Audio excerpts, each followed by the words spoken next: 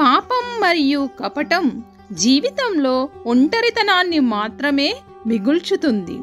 పంచుకోవడం, శాంతి, దయ వంటి గుణాలు అందరినీ స్నేహపూర్వకంగా దగ్గరికి చేరుస్తుంది. అది ఎలాగో ఈ కథ ద్వారా తెలుసుకుందాం. అత్యాశ నుండి ఉదారంగా. ఒక సుందరమైన అడవిలో ఒక తెలివైన నక్క ఉండేది. నక్క మహాచతురత కలది. నక్క కపట స్వభావం కలది అని అడవిలోని జంతువులన్నింటికీ తెలుసు.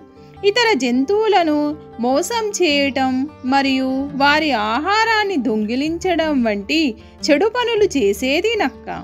ఒకరోజు నక్క ప్రొద్దున్నే నిద్రలేవగానే దానికి బాగా ఆకలి వేసింది. అది అడవిలో ఆహారం కోసం వెతుకుతూ ఉండగా దానికి బాగా కండపట్టి ఉన్న కుందేలు క్యారెట్లు తింటూ కనిపించింది. కుందేలు చాలా దయగలది. తన క్యారెట్లను తినటానికి అనుమతించి కుందేలు వెనక్కి తిరిగింది. కుందేలు వెనక్కి తిరగగానే నక్క కుందేలును పట్టుకోబోయింది. కానీ కుందేలు వెంటనే నక్క నుండి చలాకీగా తప్పించుకుంది. కుందేలు తప్పించుకోవడం వల్ల నక్కకు ఆకలి తీరలేదు. మళ్ళీ నక్క ఆహారం వెతకడం ప్రారంభించింది. నక్క కొద్దిసేపటి తర్వాత ఒక చెరువు గట్టుకు చేరుకుంది. అక్కడ ఒక కొంగ గట్టుపైన నిలబడి చేపలను పట్టుకుంటుంది. కొంగ వెనక నుండి నెమ్మదిగా వచ్చి దాని నోటి నుండి ఒక చేపను లటుక్కున అందుకుంది.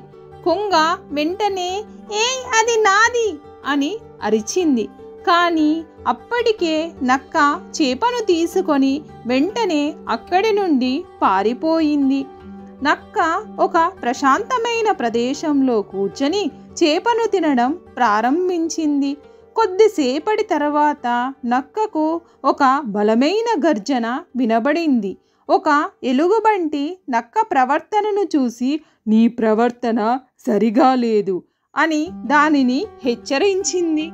ఎలుగుబంటి గర్జిస్తూ "నీది కానిది తీసుకోవడం తప్పు, దొంగతనం చేయడం తప్పు" అంటూ నక్కను మందలించింది ఎలుగుబంటి. నక్క ఎలుగుబంటిని చూసి భయపడి తనను తాను రక్షించుకోవడానికి "నాకు బాగా ఆకలి వేసింది, నేను ఏమీ చేయలేకపోయాను" అంది. ఎలుగుబంటి సరే అని తల ఊపింది. కానీ ఎలుగుబంటి నక్కతో "అడవిలో ఆహారం సమృద్ధిగా దొరుకుతుంది. ఆహారం అందరితో పంచుకోవాలి, కానీ దొంగతనం చేయకూడదు. ఆహారం పంచుకోకపోవడం వల్ల మన కపట స్వభావం వల్ల మనకే కష్టాలు కలుగుతాయి" అని ఎలుగుబంటి నక్కతో అంది. ఎలుగుబంటి మాటలకు నక్క చిరునవ్వు నవ్వి మళ్ళీ తన ఆహారం తినడం ప్రారంభిస్తుంది. కానీ ఎలుగుబంటి మాటలు నక్క మనసులో నిలిచిపోయాయి.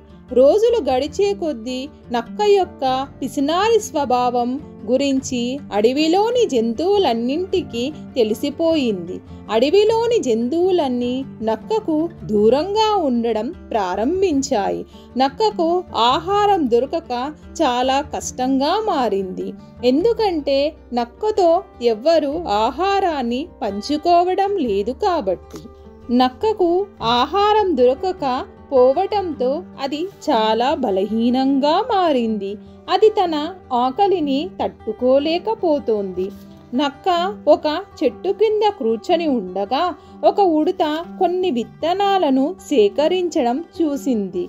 నక్క ఉడుతను సహాయం కోరాలని అనుకుంది.